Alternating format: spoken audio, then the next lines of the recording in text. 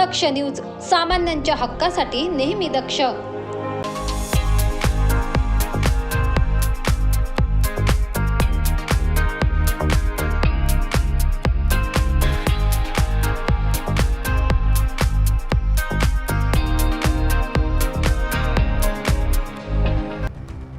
Wani police ठाण्यात दिनांक 14 डिसेंबर रोजी हरी शेवरे यांच्या अपहरणाची तक्रार दाखल करण्यात आली होती.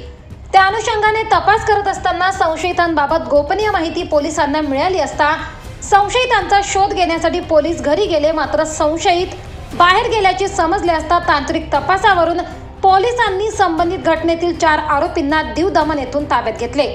आरोपींची चौकशी केली असता हरी शेवरे व संबंधित संशयितांचे भांडण झाल्याने जबरदस्तीने वाहनात बसवून संशयितांनी हरी शेवरे याचा खून केल्याचे समोर आले असल्याचे समजल्याने पोलीस उपनिरीक्षक कोठावळे यांनी सरकारतर्फे फिर्यादी होऊन संशयित आरोपी छगन गांगोडे व इतर 8 संशयितांविरोधात फिर्याद दिली.